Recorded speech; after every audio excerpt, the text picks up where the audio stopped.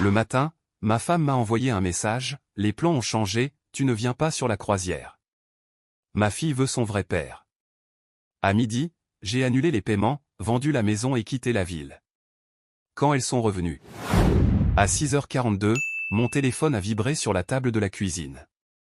Le message de Linda disait, les plans ont changé. Tu ne viens pas sur la croisière. Émilie veut son vrai père. À midi, mon mariage était terminé. Je restais là, fixant l'écran comme s'il pouvait clignoter et s'excuser. La cafetière sifflait et crépitait derrière moi, brûlant la dernière goutte de café que je n'avais pas encore versée. La radio AM marmonnait un bulletin agricole de Cédar rapide. Dehors, l'érable près du garage se balançait dans la brise matinale, les feuilles courant sur le béton comme pressées de fuir. J'ai relu le message encore et encore. Les mêmes mots, la même ponctuation, la même froide cruauté. Linda l'avait envoyé comme on annule un rendez-vous chez le dentiste. Je n'ai pas répondu. J'ai retourné le téléphone face contre la table et l'ai vu vibrer à nouveau. Un autre message, essayant de gratter le bois pour m'atteindre. Je ne l'ai pas pris. Au lieu de cela, je me suis assis sur la chaise en bout de table. Celle que j'occupais toujours sans y penser, celle qui faisait face à la fenêtre. Celle que Linda appelait toujours, ta place. Le café a refroidi. Je ne m'en suis pas rendu compte.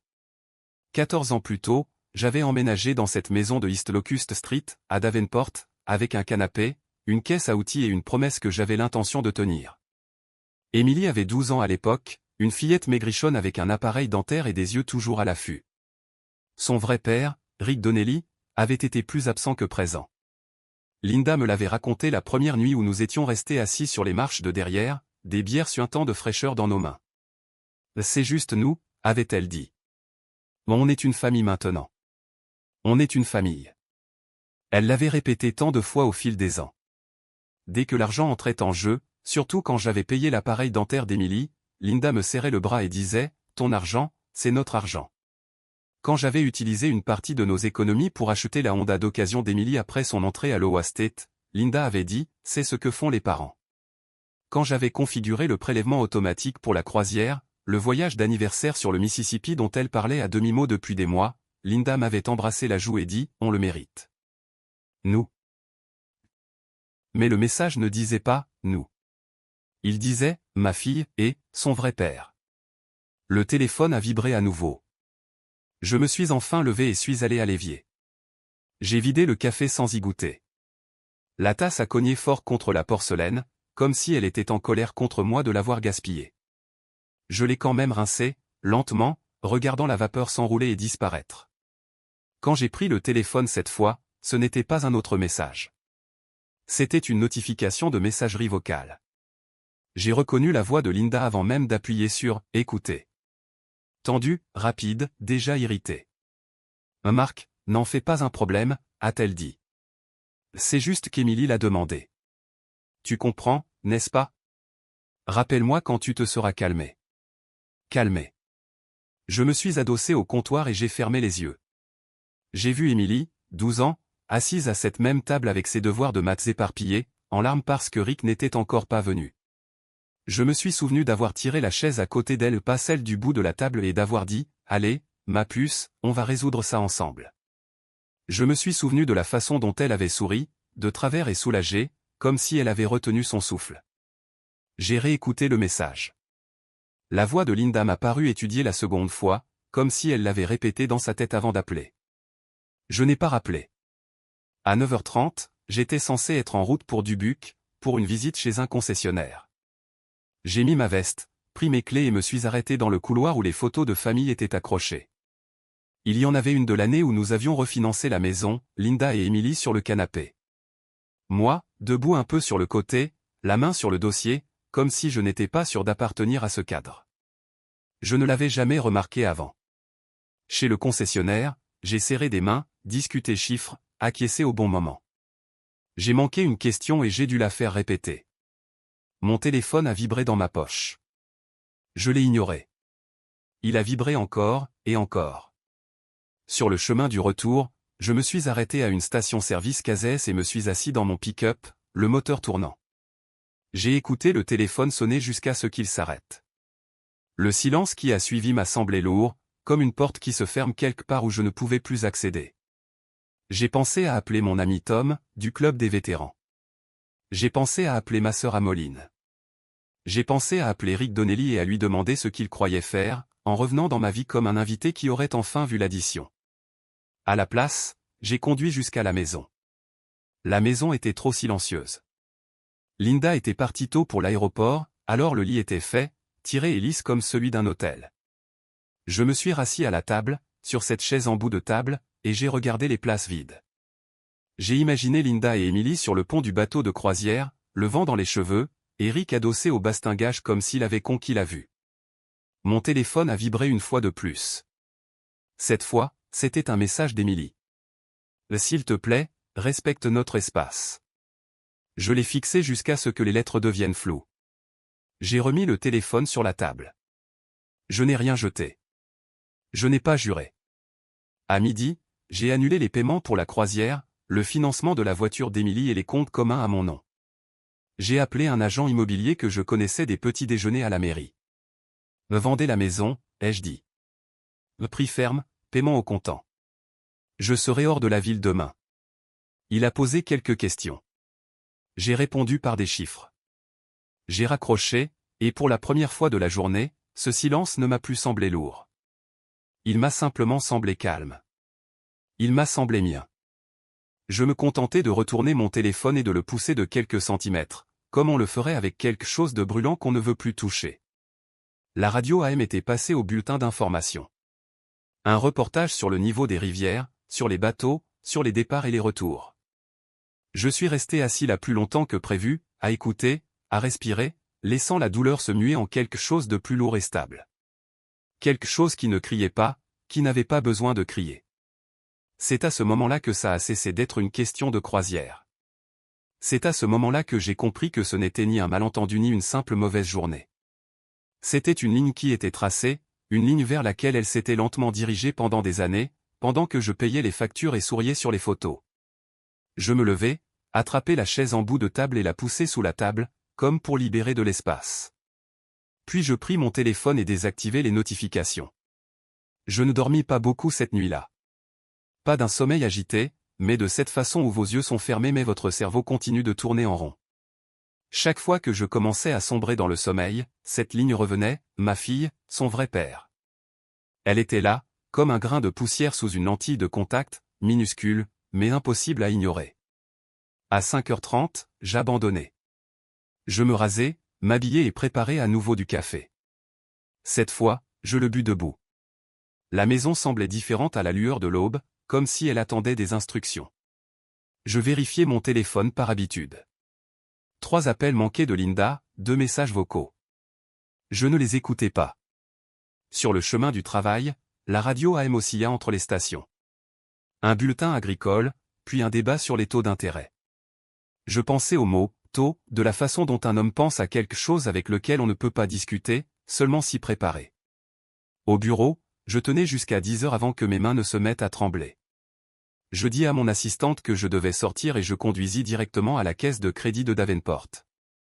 J'étais client là-bas depuis avant Linda, avant Emily, avant tout cela. Le même parking, la même porte grinçante. La femme au comptoir, Suzanne, d'après son badge, sourit comme elle le faisait toujours. « Bonjour, Marc. Comment puis-je vous aider ? » « J'ai besoin de voir mes comptes, dis-je. » Ma voix était plus ferme que je ne me sentais. Elle fit tout apparaître sans faire d'histoire. Compte courant, épargne, les prélèvements automatiques. Je regardais l'écran défiler. Hypothèque, facture, assurance. Et là, le paiement de la croisière, parfaitement programmé. Tout à mon nom. Suzanne me regarda. « Tout va bien ? » Je hochai la tête. Je vérifie seulement. Je retournai à mon pick-up et m'assis là avec les relevés sur mes genoux. Le papier sentait légèrement l'encre et le café. Je fixai les chiffres jusqu'à ce qu'ils commencent à sembler moins une accusation et plus une information. Froide, utile. Ce soir-là, au lieu de rentrer directement à la maison, je me rendis au club des vétérans de West 3rd Street. Le parking était à moitié plein. À l'intérieur, les lumières étaient basses et l'air sentait l'eau non frit et les vieilles histoires. Je commandai une bière et m'assis au bout du bar. Walt Prendergast glissa sur le tabouret à côté du mien sans demander la permission. 80 ans s'il en avait un, une casquette de la marine douce comme du feutre. Il me regarda du coin de l'œil. « Tu as l'air d'en avoir bavé, dit-il. »« Je me sens pire, répondis-je. Je ne lui racontai pas tout, juste l'essentiel. Le message, la croisière, la façon dont c'était tombé. Walt but une gorgée et secoua la tête une fois. « Les gens ne changent pas, dit-il. Ils deviennent seulement plus honnêtes quand ils pensent avoir gagné. » Je regardai ma bière. Je ne veux pas tout faire exploser. Il posa son verre sur la table. Alors ne construis rien de nouveau. Construis quelque part où elles n'auront pas la clé. Cela me resta en tête. À la maison, j'ouvris le classeur métallique dans la chambre d'amis. Un de ceux qui grincent quand on tire le tiroir trop vite. À l'intérieur, il y avait des années de reçus et de dossiers que j'avais gardés parce que mon père m'avait appris à le faire. Je trouvai d'abord les papiers de l'appareil dentaire. Le nom d'Émilie, ma signature.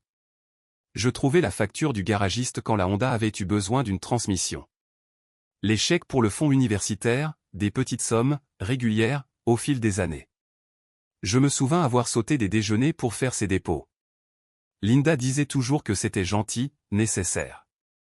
On est une famille. Puis je trouvai quelque chose de plus récent.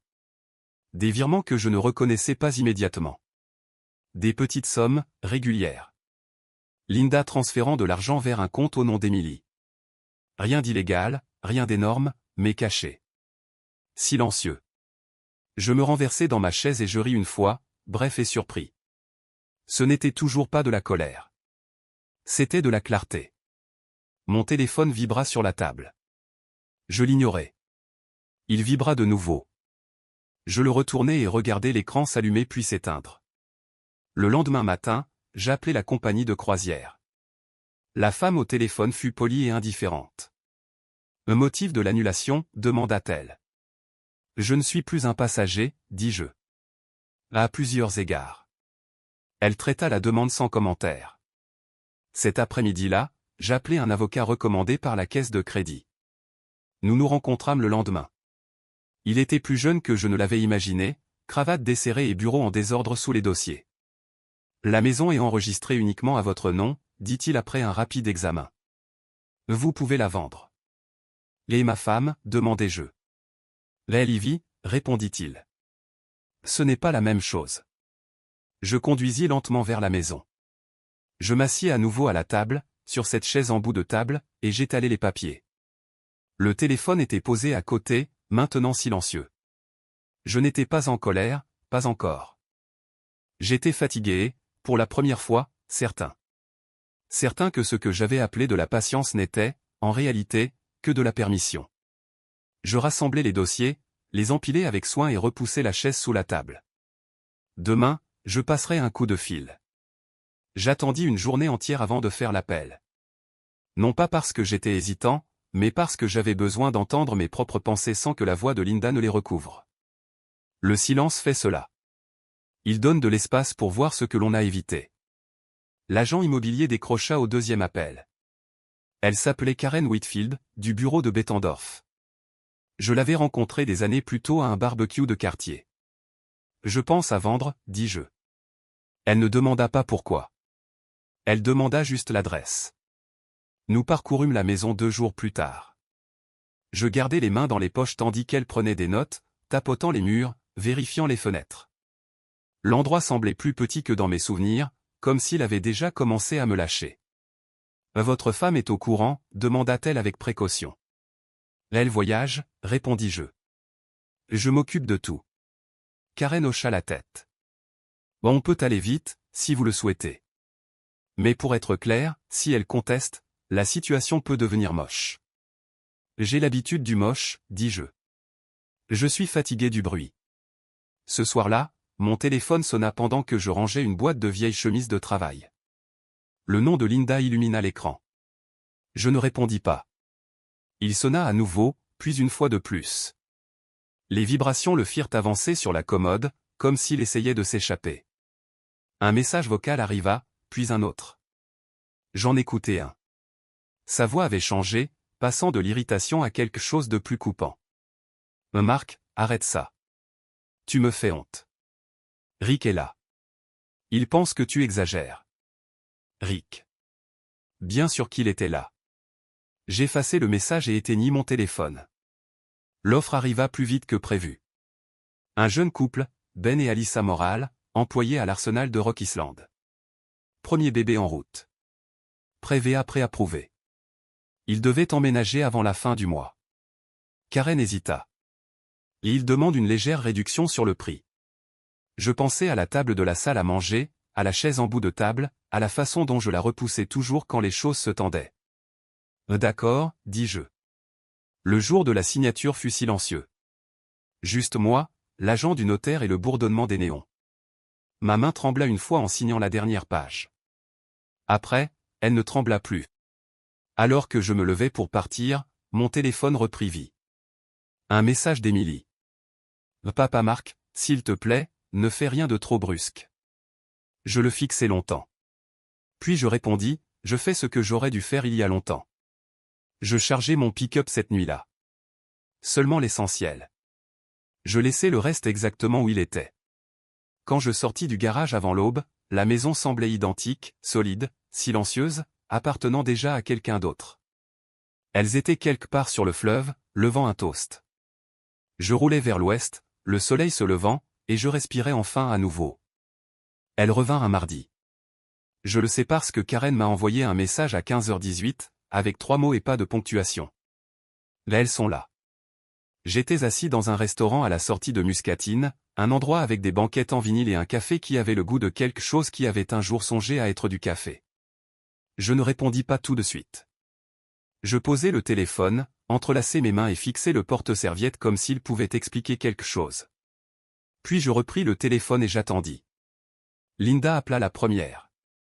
Je ne répondis pas. 5 minutes plus tard, Émilie. Je ne répondis pas non plus.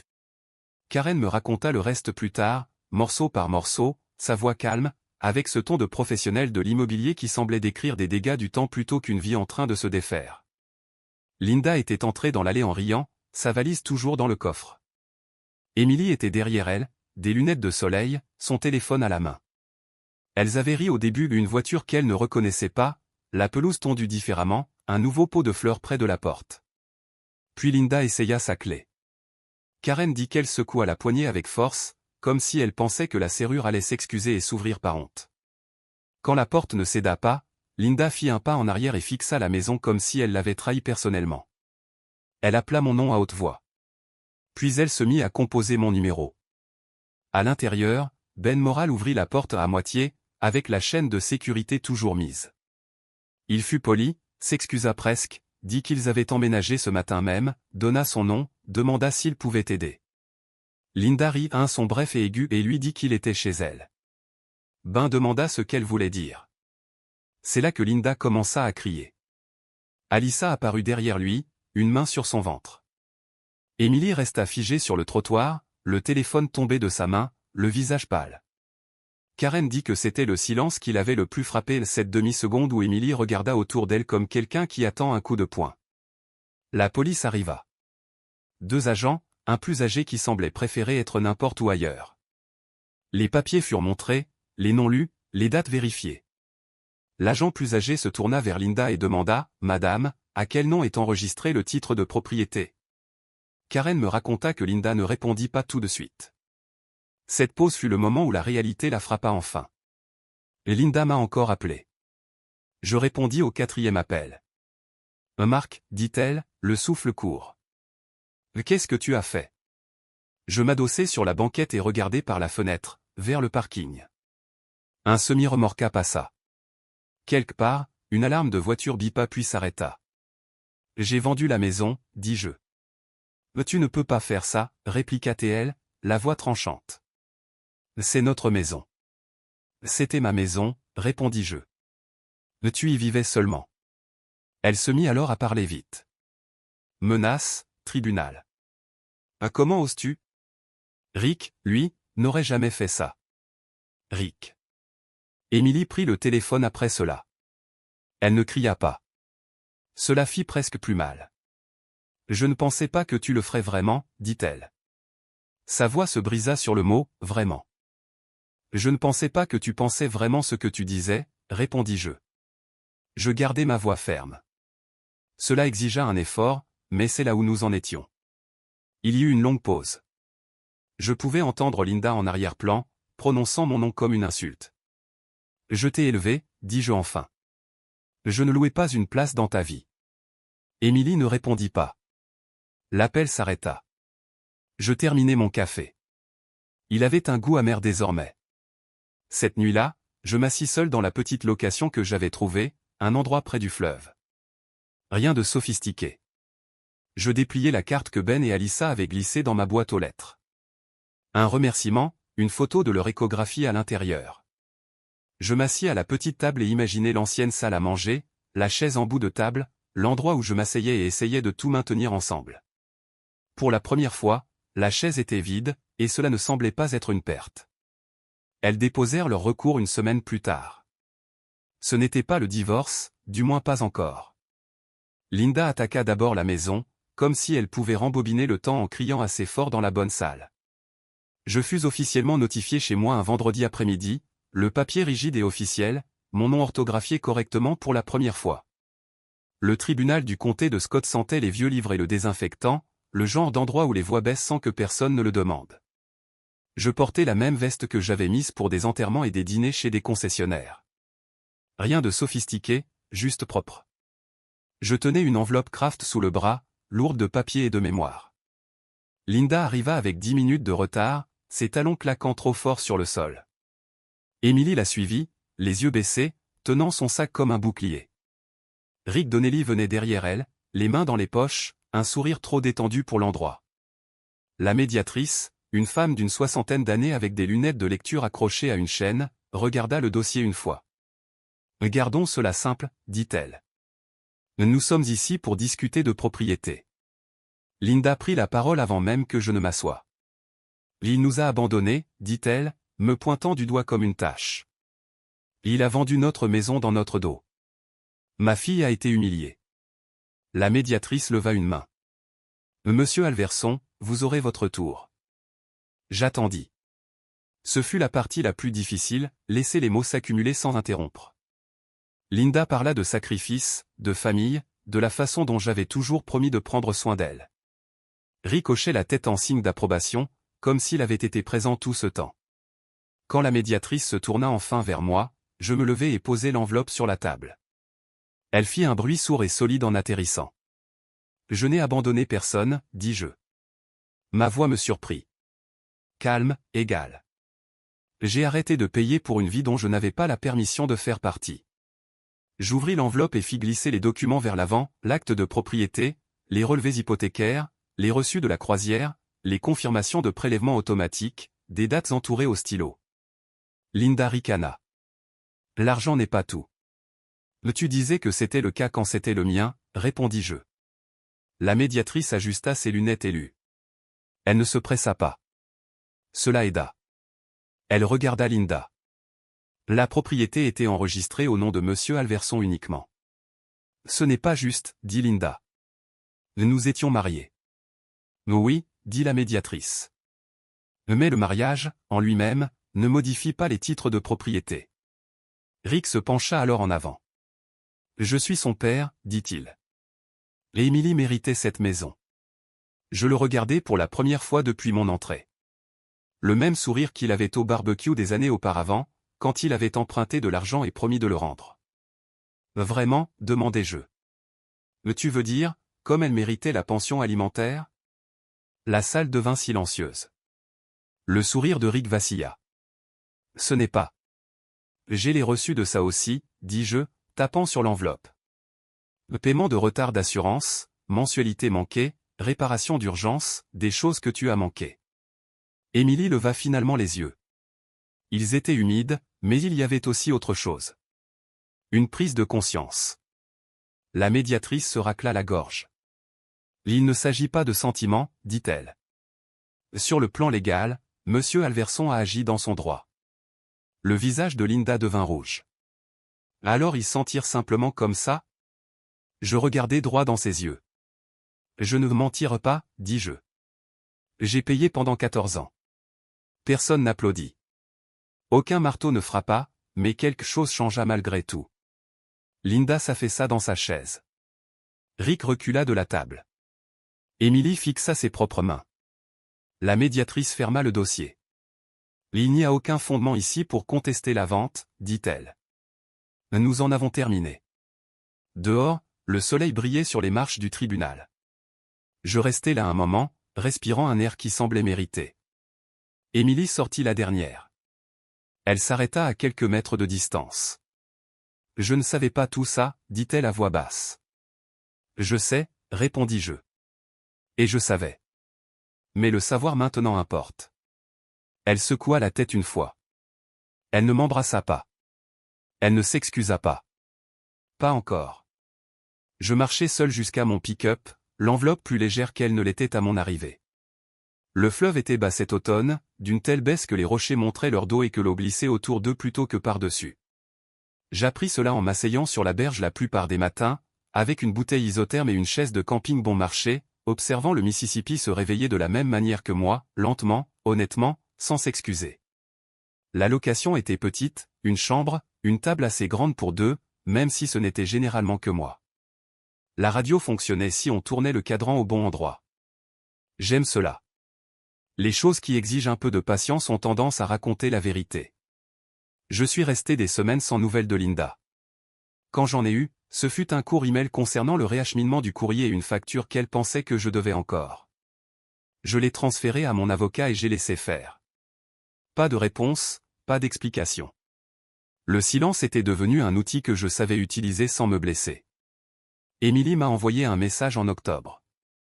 Une seule ligne. On peut se parler un jour? Je l'ai fixé plus longtemps que prévu. J'ai repensé à cette nuit où elle s'était assise à la table de la cuisine avec ses devoirs éparpillés, à la façon dont elle avait posé sa tête sur mon épaule quand les chiffres n'avaient plus de sens. On peut se parler, ai-je répondu. Quand tu seras prête à écouter, toi aussi. Nous nous sommes retrouvés dans un café à mi-chemin entre chez elle et chez moi. Territoire neutre. Elle semblait plus âgée que dans mes souvenirs. Fatiguée, peut-être, ou simplement réveillée. Je ne savais pas pour l'argent, a-t-elle dit après un moment. Pour toutes les factures que tu as payées. Maman ne me l'a jamais dit. Je ne tenais pas un tableau de chasse, ai-je dit. Je tenais des promesses. Elle a secoué la tête, les yeux baissés. Je n'aurais pas dû dire ce que j'ai dit. Je n'ai pas couru pour arranger les choses. Je n'ai pas tapoté sa main ou dit que tout allait bien. J'ai simplement laissé les mots reposer entre nous jusqu'à ce qu'ils s'adoucissent d'eux-mêmes. Je ne demande pas à revenir en arrière, a-t-elle ajouté. Je n'avais juste pas réalisé ce que ça t'avait coûté. C'est ça, avec les coûts, ai-je dit. On ne les sent pas si c'est quelqu'un d'autre qui paie. Nous avons terminé notre café. Nous nous sommes embrassés de façon maladroite et brève, comme des personnes apprenant une nouvelle façon d'être dans la même pièce. Ce n'était pas une fin heureuse. C'était une fin honnête. Je pouvais vivre avec cela. Les jeudis, j'ai recommencé à m'arrêter au club des vétérans. Walt y était presque tous les soirs. Même tabouret, même bière. Un soir, il m'a regardé et a fait un signe de tête en direction du fleuve dehors. « Tu as l'air plus léger », a-t-il dit. « Je le suis », ai-je répondu. Il s'avère que le silence pèse moins lourd que de faire semblant. Il a souri à cela. Juste un coin de la bouche. L'hiver est arrivé tôt. Le fleuve est devenu grisacier.